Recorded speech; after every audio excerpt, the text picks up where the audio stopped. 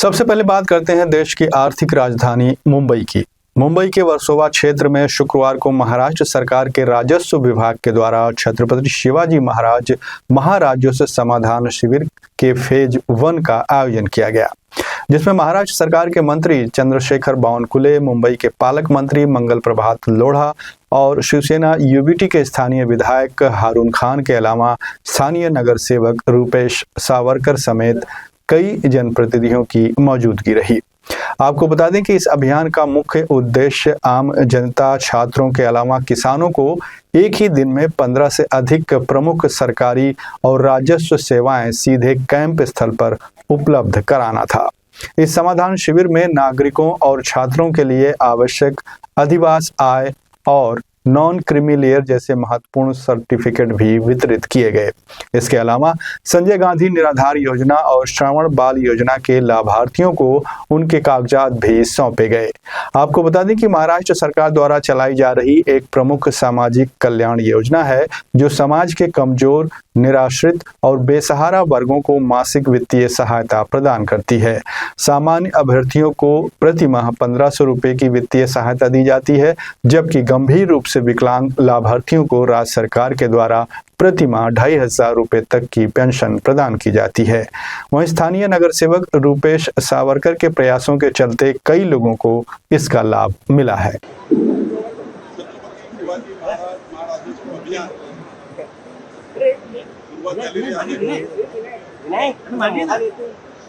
या अभियानाच्या माध्यमातून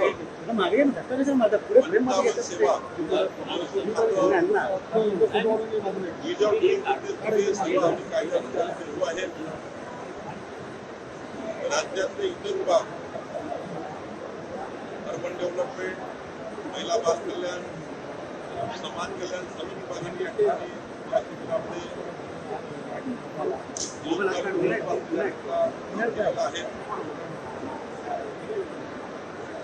महाराष्ट्रामध्ये आपलं सरकार सरकार लोकांमधून पारदर्शी आणि विद्यमान करण्याचा आपला विचार आहे। ही भूमिका आम्ही स्वीकारलेली आहे। यातून राज्यातल्या जवळपास 6 शिबिरांच्या माध्यमातून जवळपास 50 कोटी परिवारांना विविध योजनेचा लाभ आम्ही दिलेला आहे आणि यापुढेही अविरतपणे छत्रपती शिवाजी महाराज महाराजस्व अभियान महाराष्ट्रात चालणार आहे। विधान परिषदेच्या 15 विधान परिषद सदस्यांना वेगवेगळ्या जिल्ह्यामध्ये अभियान चालवण्याकरता नेमणूक केलेली आहे आणि त्या माध्यमातून आपण आता पुढे ह्या 55 सेवा देण्याचा विचार करतोय। आज अखेरीमध्ये सुद्धा जवळपास 1000 परिवारांना वेगवेगळ्या योजनेचा लाभ देण्याचा विचार केला आहे।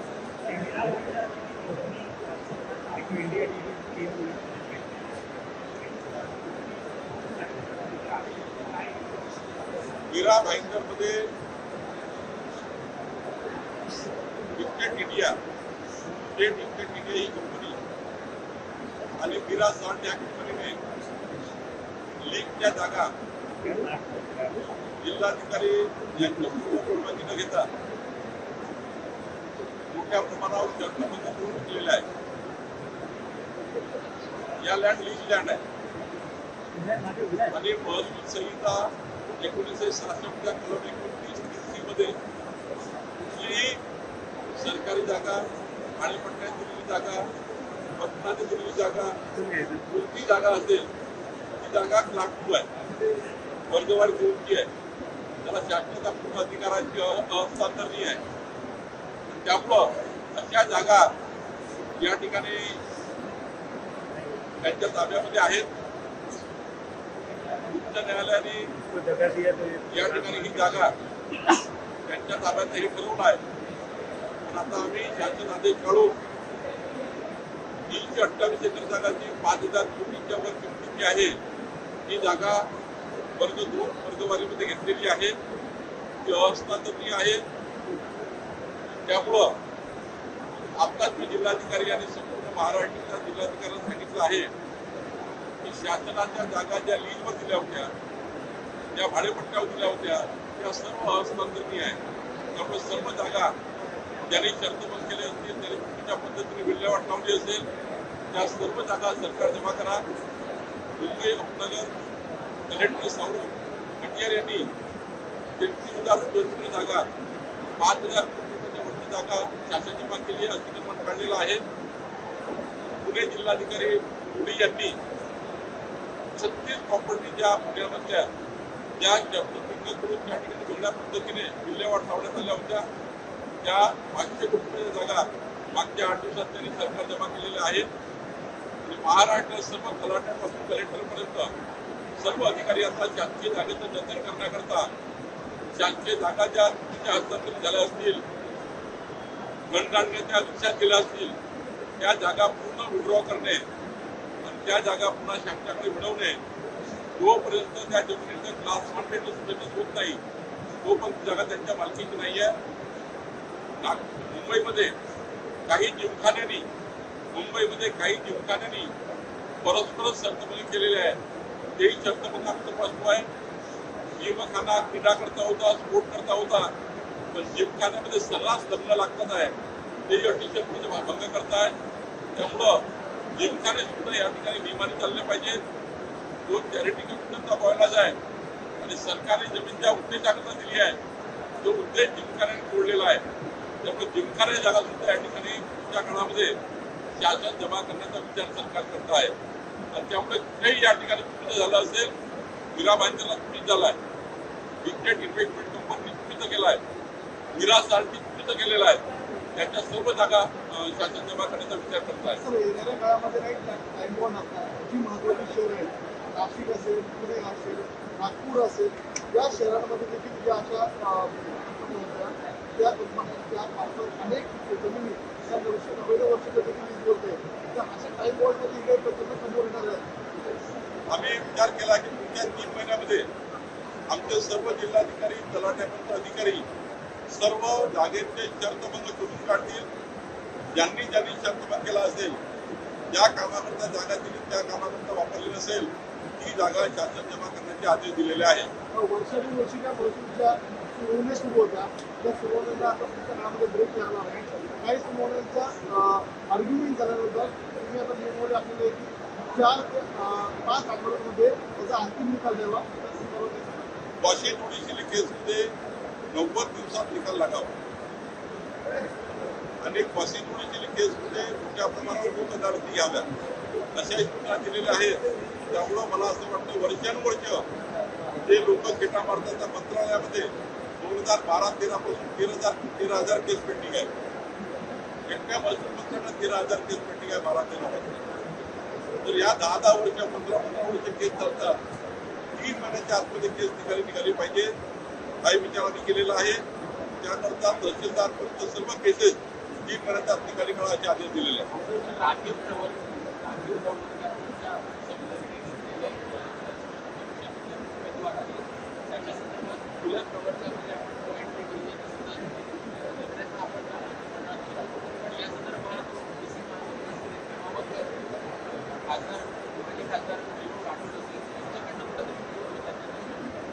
त्यामध्ये एकच उद्देश होता की या राखीव जागांची लाखो लोक आले पाहिजे. लोकल जागेमध्ये कॅटेगरी केली पाहिजे उद्देश होता. त्यामुळे आता त्यामध्ये जो जागेकरण झाला राखीव जागा राखीव जागेमध्ये लोकलमध्ये ओपन कॅटेगरी असा जो काही त्या ठिकाणी एक निर्णय केलेला आहे. राखोडीचं काय म्हणणं आहे, जे काही तक्रार करण्याचं काय म्हणणं आहे, त्याचं काय करू त्या निर्णयाला त्यामुळं त्यांचंही म्हणणं ऐकून त्यांना काय वाटतं कुठल्या उपसमाजावर या ठिकाणी न्याय आहे का, एकूण न्याय का, याचं तेही चर्चा करू. त्यांचा समज झाला असेल, त्यांना काही त्या इतिहासामध्ये काही त्यांचा वेगळा त्याने अर्थ काढला असेल त्यांनी चर्चा करू आणि मग त्यातला काही पुढं जायचं पुढं जाऊ.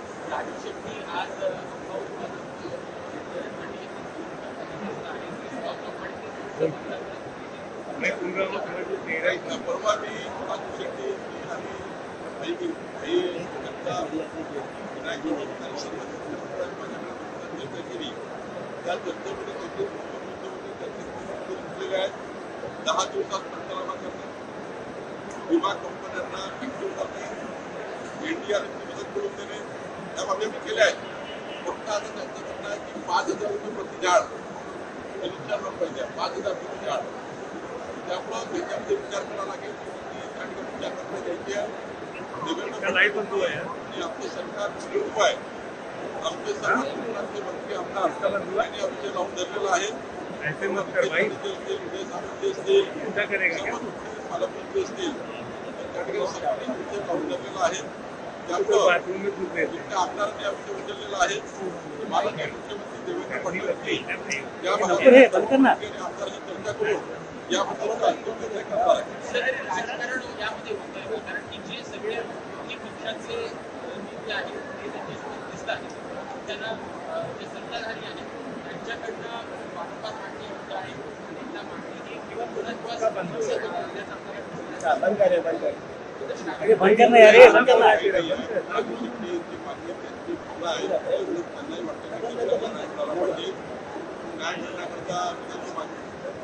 राजकारण येणार नाही. फक्त सर्व मंत्रिमंडळाचे सहकारी आमदार बसून या ठिकाणी योग्य निर्णय सरकार करणार.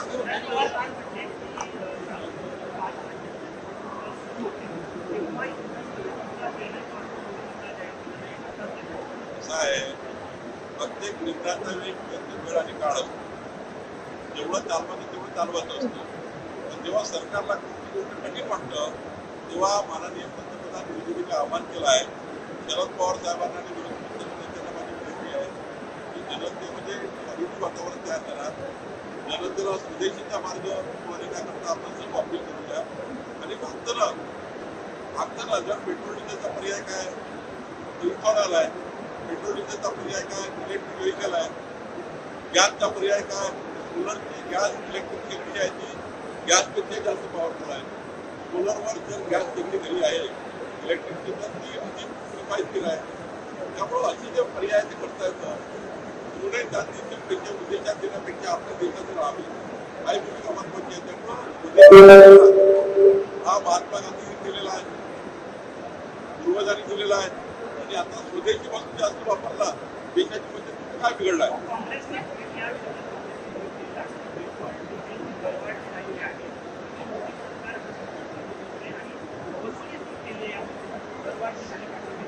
साहेब, स्वर्गीय इंदिरा गांधीचा काळ बघा, त्यांनी अनेक लढाई केल्या. पी चिदंबरम हे होते तेव्हा त्यांनी हे केलेलं आहे. जेव्हा जेव्हा देशामध्ये आणि जगामध्ये अशी परिस्थिती आली युद्धाची, युद्धजन्य परिस्थितीमध्ये काही निर्णय घ्यावे लागतात. ते निर्णय माननीय पंतप्रधान मोदींनी घेतलेला आहे. हे लोकहिताचे आहे, जनहिताचे आहे.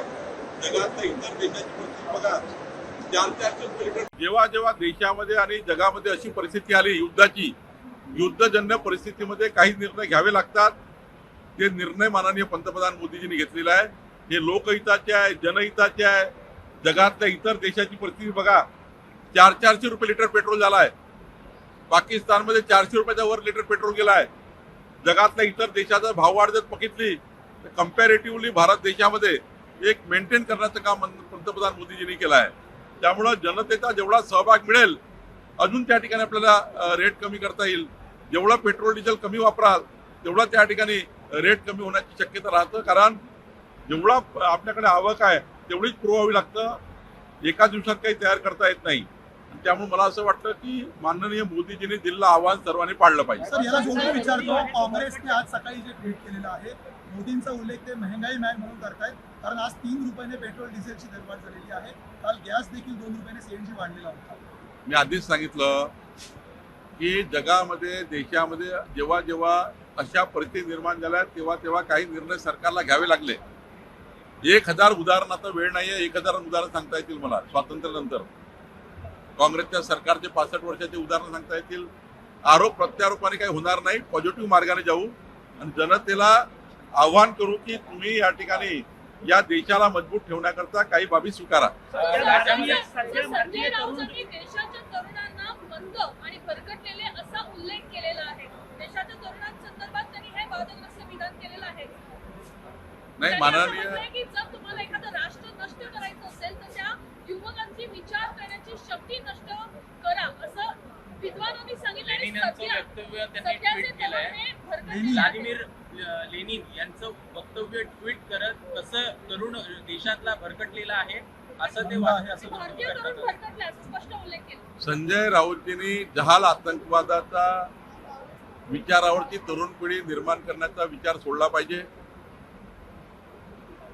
महामानव डॉक्टर बाबासाहेब आंबेडकरच्या संविधानाने जी पिढी निर्माण होते आहे, जी उच्च विद्याविभूषित संस्कारमय पिढी निर्माण करत होते आहे, त्या पिढीला या पद्धतीचा आतंकवाद त्यांच्या मनात तयार करणे योग्य नाही. या महाराष्ट्राचे संस्कार संस्कृती कायम राखली गेली पाहिजे.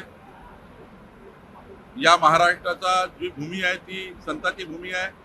यामध्ये असा विचार तरुणामध्ये पसरवणे आणि तरुणाईबद्दल असे विधान करणे काही योग्य होणार नाही. सर, एक महत्त्वाचा राज्यामध्ये निर्णय आहे. सुरू असलेल्या विविध प्रकल्पांमुळे वहिवाटास कुठेतरी अडचणी निर्माण येताना दिसत आहेत. यावर सरकारकडनं कशा प्रकारे उपाययोजना करतात?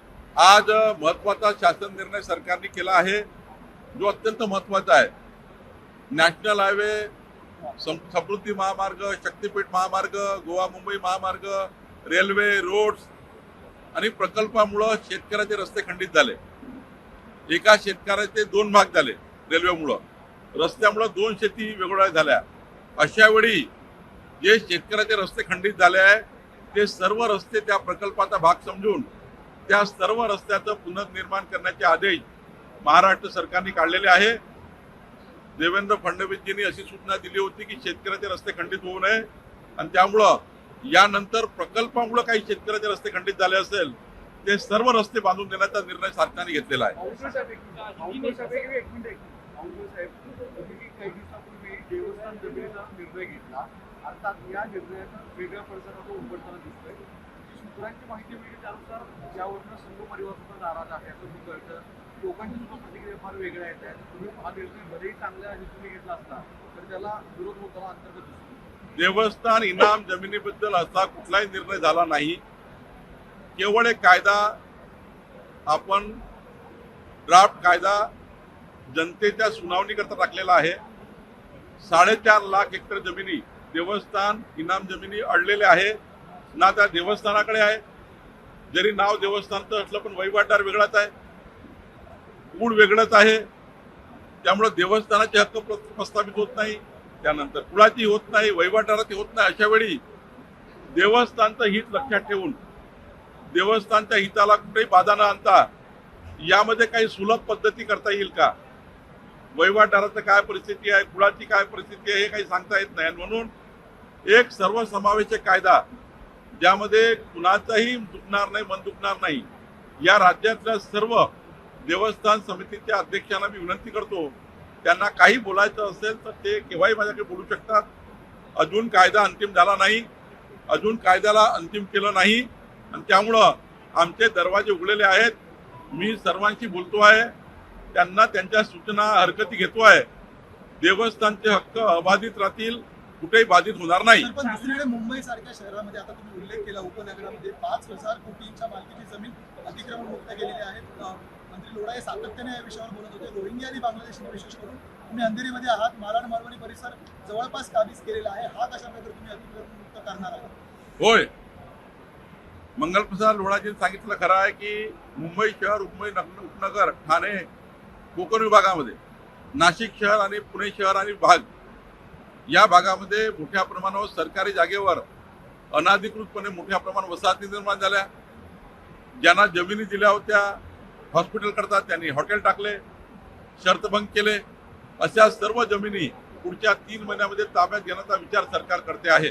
सामना अग्रलेखामधून सरकारवरती टीका करण्यात आलेली आहे. इंधन बचतीचा जो संदेश देण्यात आलेला आहे, कुठेतरी देशसेवा सांगून घरी बसवत आहे. त्यामुळे हर कोंबडा भूषण सरकारला पुरस्कार दिला पाहिजे असा एक अग्रलेख लिहिण्यात आला. सामनाचा कामच आहे. झोपून उठल्यापासून झोपतपर्यंत त्यांना झोपत लागत नाही, त्यामुळे त्यांचं कामच आहे टीका करणे. पण हर कोंबडा स्वदेशीचा नारा, घर कोंबडा कोण होतं तुम्हाला माहिती आहे. राज्याच्या 14 कोटी जनतेला माहित आहे घर कोंबडा कोण होते. मोदीजी तर संपूर्ण विश्वाला विकसित भारताचा संकल्प घेऊन आलेले आहेत आणि त्यामुळं मोदीचं सरकार हे लोकाभिमुख आहे, पारदर्शी आहे, गतिमान आहे आणि त्यामुळं घर कोंबडा कोण आहे महाराष्ट्राच्या जनतेच्या प्रत्येक घरात माहिती आहे. त्यामुळे त्यांनी असा उल्लेख करू नये. प्रधानमंत्री ने अपील की थी लोगों से कि तेल बचा. 10 नवजात बालकांना हॉस्पिटलला दाखल झालेलं आहे. त्या हॉस्पिटलमध्ये शॉर्ट सर्किट झाला. त्या हॉस्पिटलची शासनाची ऑडिट करून चेक करून तो बाहेर सापडला. अशा हॉस्पिटलवर मी स्वतः आता बोलेल आणि कारवाई करेल. एक मिनिट सगळी एक मिनिट सीएमएनी तापा कमी करायचं सांगितलं. तुम्ही असेल किंवा सगळ्याच मंत्र्यांनी तापा कमी केल्याचं दिसून येतं. नाही, आमचे तापे ऑलरेडी कमीच आहेत, पुन्हा कमी केलेले आहे. निश्चितपणे या राज्यामध्ये जे काही निर्देश माननीय मुख्यमंत्री देवेंद्र फडणवीस दिले आहेत त्या निर्णयाचं पालन आमचे अधिकारी आम्ही सर्व करणार आहोत. आणि त्यातनं आम्ही या राज्याचं मोठं बचतीचं टार्गेट आम्ही केलेलं आहे.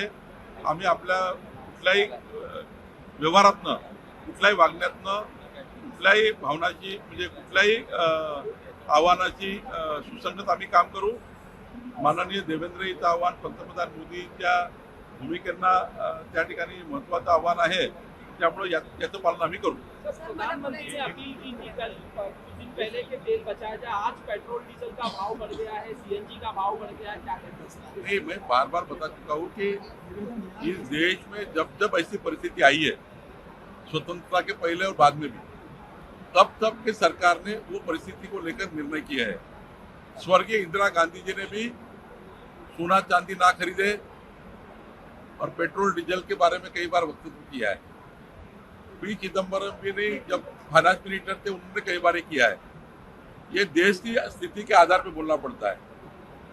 जब अपने पास जो नहीं है विदेश से लाना पड़ रहा है, उसको थोड़ा कटौती किया और विदेश में रेट बढ़ गए तो जहाँ से हम कच्चा माल लाते हैं वहाँ से रेट बढ़े तो बढ़ाना ही पड़ेगा. लेकिन अगर हम पूरे विश्व की बात करें, सारे देशों में 400 रुपये 500 रुपये लीटर पेट्रोल है, डीजल है. हम तो आज कम से कम स्टेबल है, हमारा देश स्टेबल है, वो रखने का प्रयास मोदी जी कर रहे हैं. ये बचती का जो निर्णय किया है या जो आह्वान मोदी जी ने किया है, ये स्टेबल इंडिया रखने के लिए किया है. ये पाकिस्तान जैसा 500 रुपये 1000 रुपये हो जाएगा, क्या करेंगे? स्टेबल इंडिया करने के लिए, स्टेबल भाव रखने के लिए ये निर्णय लिया है. मैं माननीय पंतप्रधान मोदी जी का समर्थन में हमारा पूरा देश, आप देखेंगे कई परिवारों ने, जो नॉन पॉलिटिकल परिवार है, उन्होंने विदेश की यात्रा बंद कर दी. अनेक जिनका कोई राजनीति से रिलेशन नहीं है, उन्होंने बचत करने का निर्णय लिया. आप देखेंगे इस महाराष्ट्र में उसका एक बहुत बड़ा आह्वान का फायदा हुआ है और हर परिवार ने कुछ ना कुछ मोदी जी के आह्वान को सपोर्ट किया है. शरद पवार ने सवाल उठाया है कि प्रधानमंत्री ने जब चुनाव थे तो चुप थे प्रधानमंत्री, चुनाव के बाद आह्वान किया लोगों से और अब डीजल पेट्रोल का भाव बढ़ रहा है और ऑल पार्टी मीटिंग लेना चाहिए थी प्रधानमंत्री को, जो प्रधानमंत्री नहीं ले रहे हैं और प्रधानमंत्री इलेक्शन से पहले चुप थे. नहीं, ऐसा है, जो दिन जब आता है तब निर्णय लिया जाता है. आज वो दिन आया है, इसलिए आज निर्णय हुआ है. जब अपने पास स्टेबिलिटी है, जब अपने पास कोटा है, तब निर्णय क्यों होगा? आज अपने को लगता है कि थोड़ा कटौती करना चाहिए तो कटौती की गई. मुझे लगता है देश को स्टेबल रखने के लिए, देश की स्थिति ना बिगड़े इसके लिए, जो विदेश में बिगड़ी हुई है, सारा विश्व के अनेक देश को बर्बाद हो चुके हैं, तो निश्चित रूप से हमारे देश को स्टेबल रखने के लिए अनेक निर्णय मोदी जी ने लिए हैं और वही देश हित में है. अपोजिशन से सवाल, एक दो सवाल ले लीजिए सर, हिंदी के सवाल है सर.